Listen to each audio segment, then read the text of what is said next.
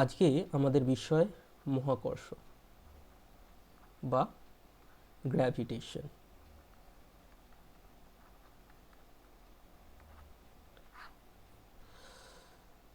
মহাকর্ষ সম্পর্কে বলতে গেলে প্রথমেই বলতে হয় প্রাচীনকালে আমাদের এই গ্রহ নক্ষত্র সম্পর্কে আমাদের বিজ্ঞানীদের একটা কৌতূহল ছিল। তো এই কৌতূহলের বশবর্তী হয়েই প্রাচীনকাল থেকেই গ্রহ নক্ষত্রদের পর্যবেক্ষণ করার জন্য বিভিন্ন পদ্ধতির আবিষ্কার হয়। তার মধ্যে দূরবীনের আবিষ্কার সবথেকে গুরুত্বপূর্ণ। তো সেই সময় প্রাচীনকালে মানুষ মনে করত পৃথিবীকে কেন্দ্র করে আকাশের যত তারা রয়েছে তারা পৃথিবীকে কেন্দ্র করে ঘুরছে, এমনকি সূর্যও পৃথিবীকে কেন্দ্র করে ঘুরছে। তো এই ধারণাকে সবার প্রথম ভুল বলেন নিকোলাস কোপার্নিকাস বলে একজন ব্যক্তি। এই কোপার্নিকাস বলেন যে সূর্য স্থির এবং সূর্যকে কেন্দ্র করে পৃথিবী তার চারিদিকে ঘুরছে। এরপর আসেন হচ্ছে আমাদের জার্মানির একজন বিজ্ঞানী Johannes JOHANNES Kepler, KEPLER, Kepler, Johannes Kepler. তো এই জোহানেস কেপলার সূর্যের চারিদিকে যে গ্রহগুলো ঘুরছে তার গতি সংক্রান্ত তিনটে সূত্র দেন। এই তিনটে সূত্র কেপলার্স ল নামে খুব বিখ্যাত, কেপলারের সূত্র নামে পরিচিত। তো এই কেপলারের যে তিনটে সূত্র এবং আরও যে তদানীন্তন বিভিন্ন যে বিজ্ঞানীরা ছিল তাদের বিভিন্ন রকম রিসার্চ এর উপরে করেছিল, তার মধ্যে তিনটে সূত্র সব থেকে গুরুত্বপূর্ণ। এরপরে আমাদের ছবিতে আসে হচ্ছে, পিকচারে আসে হচ্ছে আমাদের বিখ্যাত একজন ব্যক্তি Newton, sir Isaac Newton.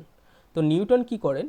Newton এই যে তিনটে ল ছিল, এই তিনটে সূত্রকে ভালোভাবে পর্যবেক্ষণ করেন এবং অ্যানালিসিস করেন, এবং তখনকার তদানীন্তন যে ততদিন পর্যন্ত যে রিসার্চ হয়েছিল বিভিন্ন গ্রহ নক্ষত্রের গতির উপর, সেই সমস্ত তথ্য জোগাড় করেন এবং সেগুলো নিয়ে অনেক ক্যালকুলেশন করেন। নিউটন বিশাল বড় ম্যাথামেটিশিয়ান ছিলেন, এমনকি আমাদের ডেরিভেটিভ, ইন্টিগ্রেশন, সমাকলন, অবকলন এগুলোর আবিষ্কর্তা হচ্ছে নিউটন সেই 1600 খ্রিস্টাব্দে।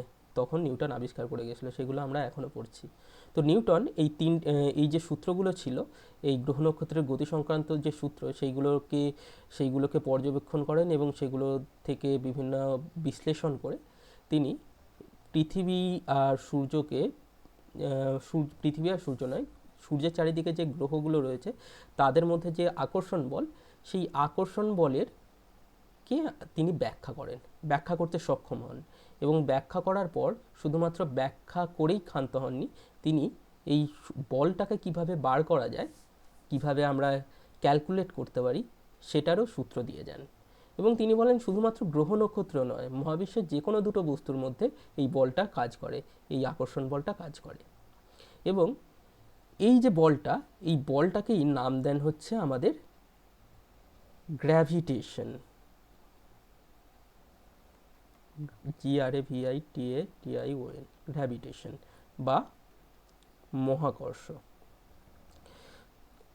আমাদের সবার প্রথম যেটা পড়ব, যদিও লাস্টে এসেছিল, সবার প্রথম পড়ব হচ্ছে আমাদের মহাকর্ষ সূত্র, নিউটনের মহাকর্ষ সূত্র, Newton's law of gravitation, Newton's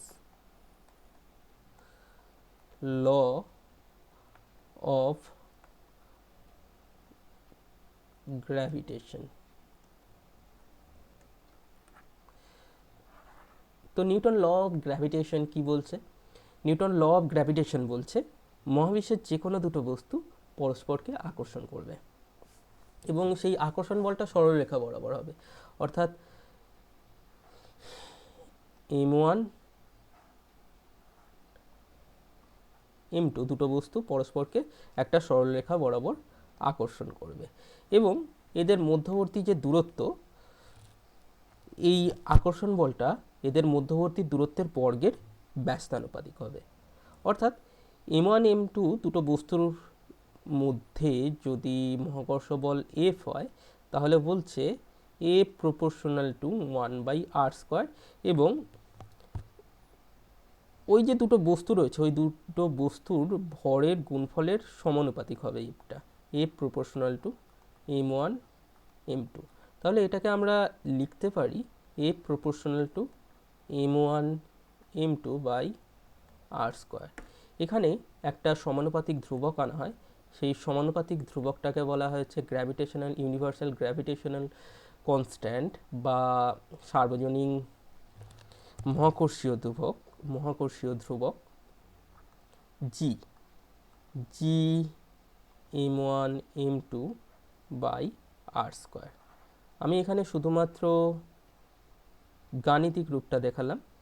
এই জিটাকে বলা হচ্ছে ইউনিভার্সাল কথাটার অর্থ হচ্ছে এটা যেখানেই যাক না কেন, শুধুমাত্র পৃথিবীতেই জি এর ভ্যালুটা জি হবে তাই নয়, জি এর একটা নির্দিষ্ট মান রয়েছে, যেহেতু ধ্রুবক বলা হয়েছে এই ধ্রুবকের মানটা পৃথিবী ছাড়া অন্য কোনো গ্রহে গেলেও এই জি এর মানটা একই থেকে যায়। অর্থাৎ জি এর ভ্যালু যেটা হবে সেটা সমস্ত জায়গায়, পৃথিবী থেকে শুরু করে গ্রহ নক্ষত্র, তুমি যদি অন্য কোনো ইউনিভার্সে যাও সেখানেও এই জি এর মানটা জিই থাকবে, চেঞ্জ হবে না। রেফারেন্স ফ্রেমের জন্য ইউনিভার্সাল গ্র্যাভিটেশনাল কনস্ট্যান্ট, সার্বজনীন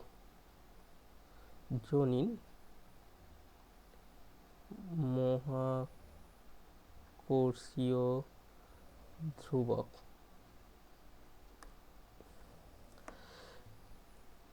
এই ছিল হচ্ছে আমাদের নিউটনের মহাকর্ষ সূত্র। তাহলে আমরা যদি বিবৃতিটা দিই, নিউটনের মহাকর্ষীয় সূত্রের বিবৃতিটা হবে হচ্ছে মহাবিশ্বের যে কোনো দুটি বস্তু পরস্পরকে সরলরেখা বরাবর আকর্ষণ করবে এবং এই আকর্ষণ বলের মান বস্তুটির ভরের গুণফলের সমানুপাতিক এবং ওদের দূরত্বের বর্গের ব্যস্তানুপাতিক হবে। এটা হচ্ছে আমাদের নিউটনের মহাকর্ষীয় সূত্রের আমাদের বিবৃতিটা।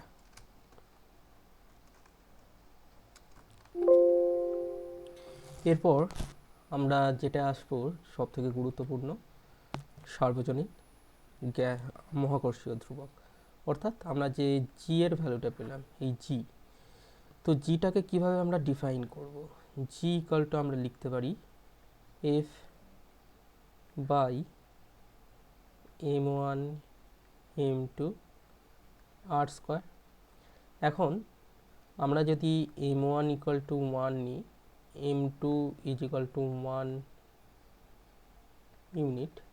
ইউনিট আর r is equal to 1 unit নেই, তাহলে আমাদের হয়ে যাবে হচ্ছে এটা g is equal to f। অর্থাৎ জিকে আমরা বলতে পারি সার্বজনীন মহাকর্ষীয় ধ্রুবককে আমরা এইভাবে সংজ্ঞায়িত করতে পারি, যখন একক ভরের দুটি বস্তু পরস্পর থেকে একক দূরত্বে অবস্থান করে তখন ওদের মধ্যে যে বলটা কাজ করে সেটাই হচ্ছে আমাদের সার্বজনীন মহাকর্ষীয় ধ্রুবক।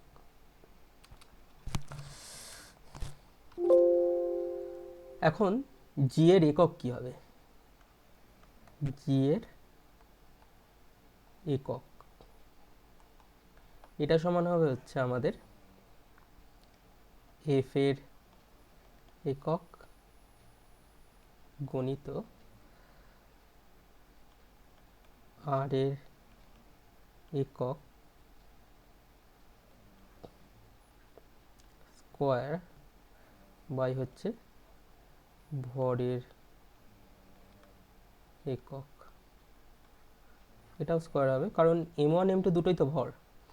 এফ এর একক হচ্ছে নিউটন, আর এর একক হচ্ছে আমরা এসআই পদ্ধতিতে যদি করি এম স্কোয়ার, আর ভরের একক হচ্ছে কেজি স্কোয়ার, সমান হয়ে যাবে হচ্ছে newton metre square per KG square.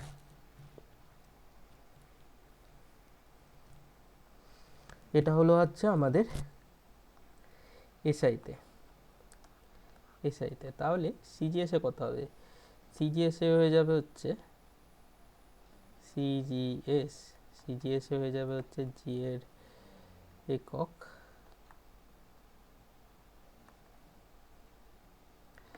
একক হবে হচ্ছে ডাইন সেমি স্কোয়ার পার গ্রাম স্কোয়ার। নেক্সট হচ্ছে আমাদের জি এর মাত্রা।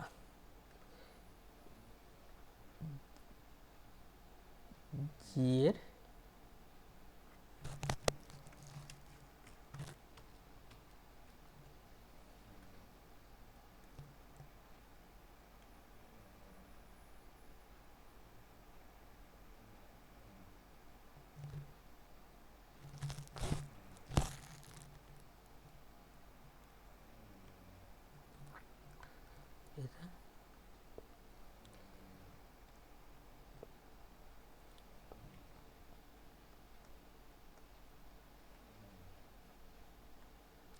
জি এর মাত্রা হবে হচ্ছে আমাদের প্রথমেই হবে হচ্ছে এফ এর যে মাত্রা, সরি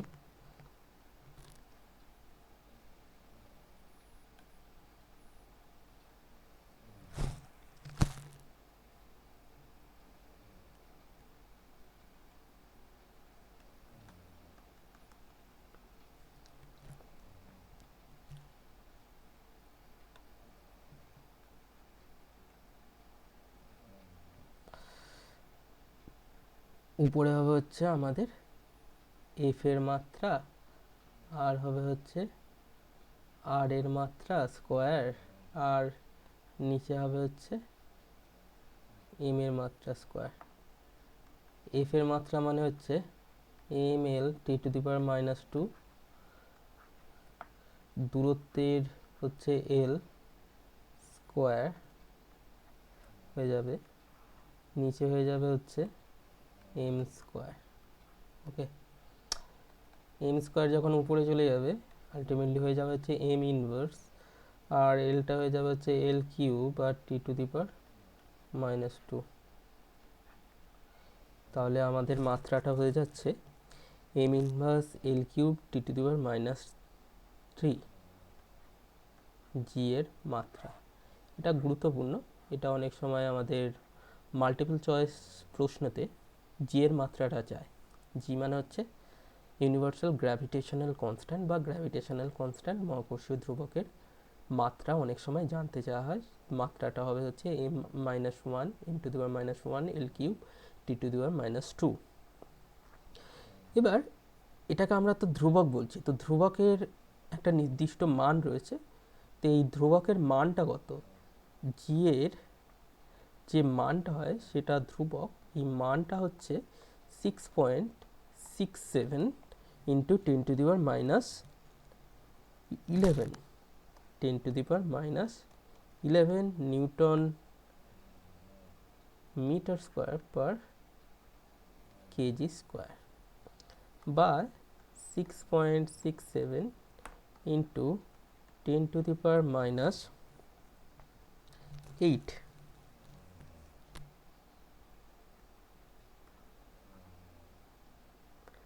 ডাইন সেমি স্কোয়ার পার, এটা কি হবে, গ্রাম স্কোয়ার।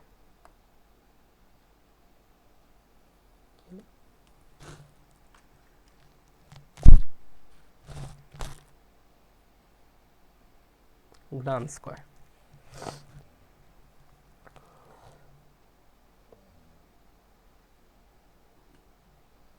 এই দুটো মনে রাখলে হবে। 6.67টা গুরুত্বপূর্ণ, 6.67 into 10 to the power -11 newton metre square per KG square. এইটা হচ্ছে আমাদের সার্বজনীন গ্যাস ধ্রুবকের মানটা যেটা হয়। এই ছিল হচ্ছে আমাদের নিউটনের মহাকর্ষ সূত্র। এরপরে আমাদের যেটা রয়েছে, এটা আমরা যে করলাম, আমরা প্রথমেই বললাম যে m1 m2 দুটো বস্তু, সেটাকে বস্তু কণা ধরা হয়েছিল। তো যখন বিস্তৃত কোনো একটা বস্তু হবে তখন কি হবে? তো তখন হবে হচ্ছে একটা বিস্তৃত বস্তুর ক্ষেত্রে আমরা ধরতে পারি বিস্তৃত বস্তুটা অনেকগুলো বস্তু কণার সমন্বয়ে ধরি সমষ্টিতে রয়েছে, অনেকগুলো বস্তুকণা রয়েছে না, M1, M2, M3, M4, M5, M6, এরকম অসংখ্য ইনফিনিটি, মানে লক্ষ, হাজার, কোটি, এরকম একটা বস্তুর মধ্যে অনেকগুলো অতগুলো বস্তুকণা থাকতে পারে। এর সামনে যদি আমরা আর একটা বস্তুকণা রাখি, তার মধ্যে M1, M2,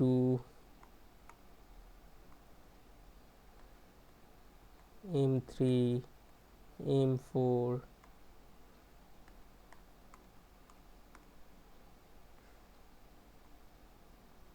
M6, M5, M7, এরকম যদি থাকে, এরও অসংখ্য বস্তুকণা রয়েছে, এরও অসংখ্য বস্তুকণা রয়েছে।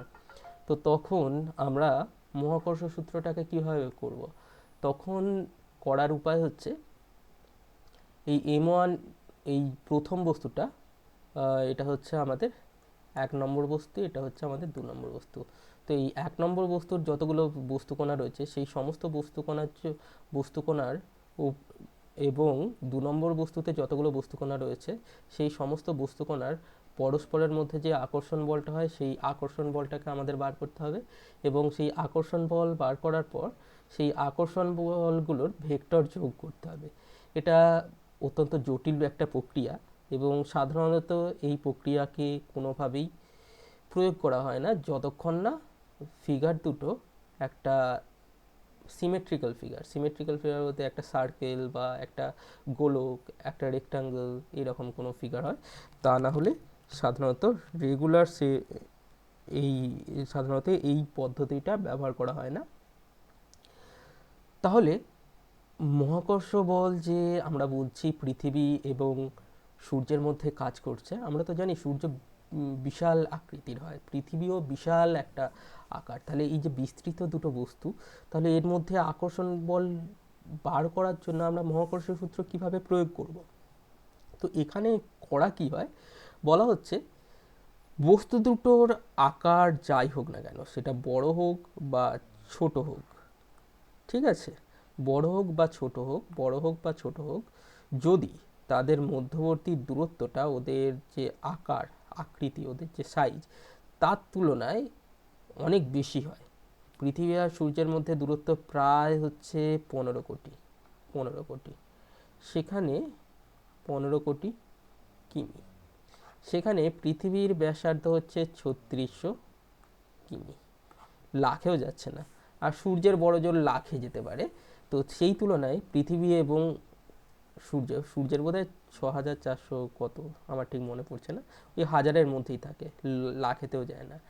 তো পৃথিবী এবং সূর্যের যে মধ্যবর্তী যে দূরত্বটা, এই R is very very greater than R S, সূর্যের radius, R is very very greater than R E. এই যখন এদের মধ্যবর্তী দূরত্বটা অনেক বেশি হয়, তখন ধরে নেওয়া যেতে পারে পৃথিবীর সমস্ত ভরটা ওর ভর কেন্দ্রে কেন্দ্রীভূত অবস্থায় থাকে, এবং সূর্যের সমস্ত ভরটা ওর ভর কেন্দ্রে কেন্দ্রীভূত অবস্থায় রয়েছে। ফলে আমরা এই যে দূরত্বটা, দুদিকে দুটো আমরা বস্তু কোণার মতো কাজ করছে, দুটো ভর কেন্দ্রকে জয়েন করছে। তো ভর কেন্দ্র যেহেতু জয়েন করছে, তাহলে বিস্তৃত বস্তুর আর আইডিয়াটাই থাকে না। এখানে এটাকে আমরা কি একটা বস্তুকণা হিসেবে ধরতে পারি, পৃথিবী এবং সূর্যকে, এবং দুটো বস্তুকণা একটা দূরত্ব 15 কোটি দূরত্ব রয়েছে, তাহলে তাদের মধ্যে আমরা মহাকর্ষ সূত্র এখানে প্রয়োগ করে ফেলতে পারি।